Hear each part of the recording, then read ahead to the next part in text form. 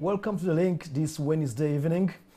And tonight we're speaking about transport, which is one of the biggest elements in doing business in Uganda.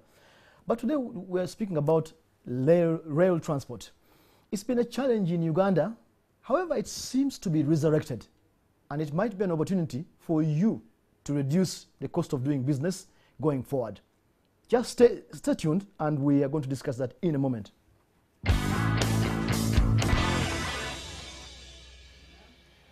Welcome back, and my guest tonight is Mr. Stanley Ssendegeya, who is the acting managing director of Uganda Railways Corporation.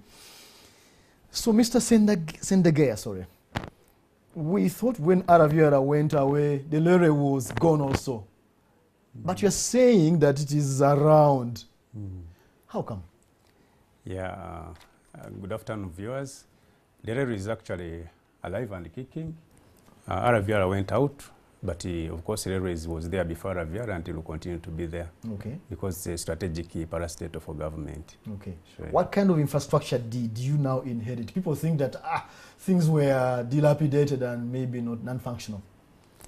Yeah, true. For the 10 years they stayed, you remember they signed a 25-year concession, true, which they failed to run for 25 years. They ran only 10 years and they had to go.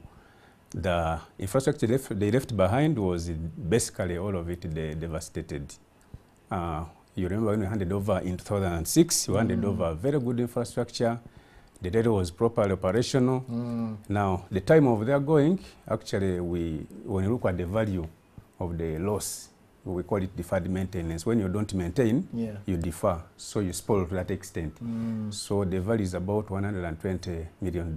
Wow. Yeah, of our assets that are there physically, but cannot work. They're non-functional. They're non-functional. But now we want to understand Ugandans to have hope, because the other day we did a story where we saw trains coming in and the person we interviewed was saying, yeah, we are up and running.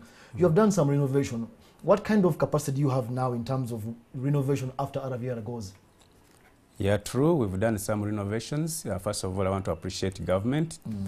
Government gave us emergency funding to the tune of 25 billion Uganda shillings. Okay. That is around December 2017 as we're preparing to take over. So that money has helped us to put in place basic infrastructure, recruit staff that had to run the business, and do some small publicity and basically take off. So that money has assisted us. We have done some renovations of warehouses. Okay.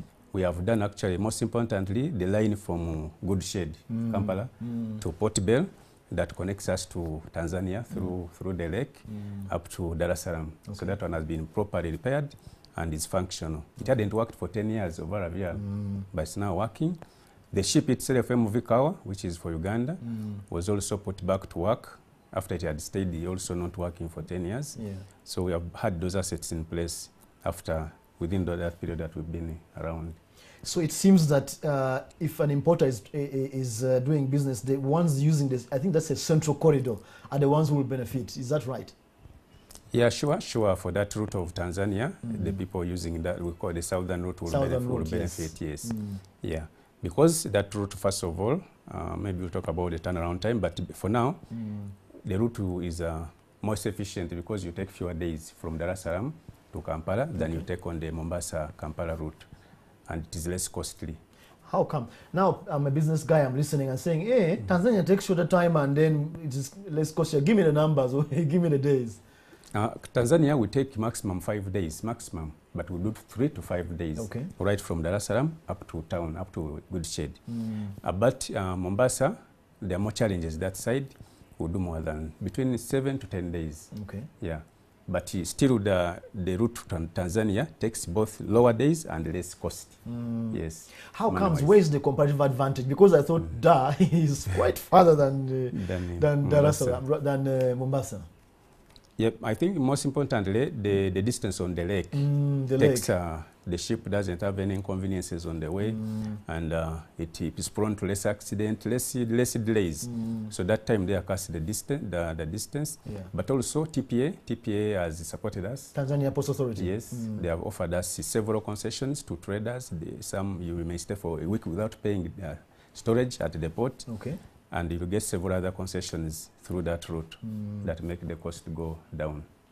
So how has been the uptake in your view since you began taking over? What has been the uptake of that route by Ugandans? Yeah, it has been very, very good uptake. I want to recognize companies like Roofings. They came in on day one. We've been moving with them. World Food Program, they are basically using that route now throughout. For the food. Yeah, and we take their goods up to their warehouse. It's inside the warehouse in Nalkolong.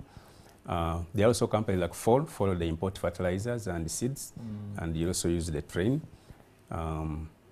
So those are the major companies that have supported us on the southern route. Okay. Yeah. Tell us about the northern corridor. You have talked about the southern route. North, what is the story with the north? That is to Mombasa through Kenya, Maraba. Yeah, Mombasa, you remember that route didn't close even during Garavia. It has been operational through, but with very low goods, low capacity, low movement of cargo because of the problems of Garavia. It is also busy. We have companies there as well. We have multiple ICD, they are consolidators. Okay. We have SPEDAG, also consolidators. We have Liberty ICD, consolidators. Consolidator, I mean those people who go to the smaller traders. Yes. They get cargo from various of them. They aggregate. They aggregate, yes. So we have those ones on board.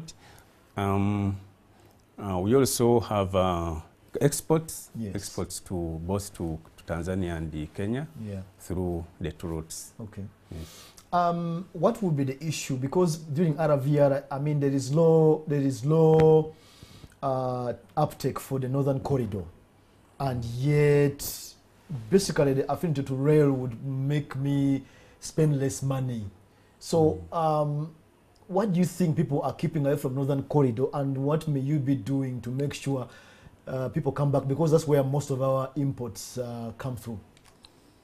Yeah, I would say we have a few challenges because, as I said, the infrastructure is basically down. So we take longer times. But our offer now is the prices, for instance, the export prices are 50% below the road prices. Okay. Yes, if the road charges 500, we shall charge you 250. Yeah, that is an offer that we have. And we have several companies knocking on our door, and we are signing a number of contracts with them. So the uptake is coming up, but the major challenge has been on the transit times that we take because of the infrastructure. We have to go slow such that we don't cause accidents. Yeah, okay. So in the event, we take more time. Okay. However, you do a trade-off because you as a trader, you may calculate your time well, such you take 10 days on the train, for instance, but you save a lot of money because that money you save is a trade-off for the time that you've taken, yes. Okay. So that means, even businesses may not move so fast. So if you calculate well, you'll still make an advantage on the train. Yeah, a lot of advantage. So you are doing some kind of incentive. I say, okay, our turnaround time might have issues, yes, but we're going to give you less, we're going to charge you less so that you can kind of compensate for the turnaround. Yes. Secondly, we also we have insurance for the goods. Okay. Goods in transit are insured. We have security on the train. We have policemen because we're a government entity, so we have a lot of offers on board. Okay. Sure, yeah. Very good.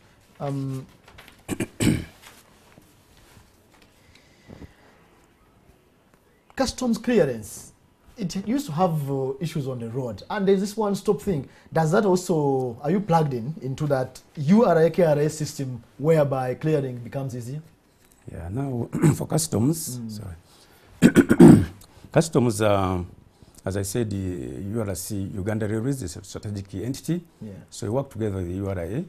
Most of the time you'll find where we are, there is a URA office. Okay. Portobello, you find URA there. You go to Malaba, you find us there in the same place. Dar es Salaam, you find it in the same place. So we normally integrate our processes with the URA. And many traders normally have their agents that help them on the clearance. So we don't have issues with the URA because we work together. Okay. Yeah. What can you transport? I'm thinking the other day I saw the train carrying trucks. And then I envisage the roofings of this world and others are carrying big stuff for their factories. So what is the range of things that you can carry so that whoever listening knows that I can come to you? Now we can carry literally everything. Okay. Now when I give you roofings, we carry coils, heavy coils that we do manufacturing. Yeah. When I give you multiple, that one, everything that traders import here, clothes, everything that comes in including imported vehicles. Exactly, yeah, everything we can carry. When I tell you about fall, they bring in fertilizers and packed seeds. So we carry those ones as well. We export Mabati for Royal Mabati, even for roofings. We export the Mabati to Tanzania. Okay. Yeah, so we carry all types of products as long as they can be carried. Okay. We carry even fuel. Okay, of course. Fuel, yeah, yes, I've seen the tankers. Yeah, so now those are what I don't know what you call them. That kind of cargo which is dry. You call it dry cargo. Can I export or import food stuff for you? Do you have refrigerated cards? Or you're not yet there? Yeah, for those ones we are coming with the standard gauge railway. Oh, you have to be standard gauge. We'll carry them, yes. But we can carry any other good as long as it's not prohibited, as long as it's allowed to be imported or exported. As long as it doesn't perish easily. Yeah, exactly. Yeah, okay. Sure. Yeah. We're about to finish. I understand there were plans for internal network so that somebody moving between maybe Namtumba to Jinja, maybe to Kampala, can use the train. How far with those plans, or are they dreams? Yeah, those plans are on, various of them of government, including the standard gauge railway, the light train across the city, the non-motorized transport. We are integrating, actually the government approach is the multimodal transport, where you connect the road, the rail, the water, everything that they interconnect. Now for the villages you talked about, like the former Kasese line, the Jinja Loop line to Namasagari, those ones, they are all in the plan. We hope like in the next 15 years, they will all be back. So it's 15 years of waiting. For those village lines. Okay. For the standard gauge, give us 3 to 4 years. Okay. Yeah, for the light train, give us like 10 years. So that's the So for now, it's going to be mainly Maraba, Mombasa, and Dar es Salaam. No, just this year, March, we are starting the Tororo Guru. Okay. Yeah, construction is starting through the European Union. Okay. Starting this year, next month. Okay. Yeah, so we shall connect Malaba to Guru and to Kampala. Okay. Yeah. That's good to hear. Yeah, sure. Thank you so much. Thank you so much, Mr. Stanley Sendegea, for giving us that update. And viewers, if you are importing and exporting and you think road is expensive, Uganda Railways Corporation has come back to transport your goods even if Araviara had their own walls, because that's an alternative that is going to help you reduce your cost of doing business. Thank you very much for watching us tonight. That was The Link.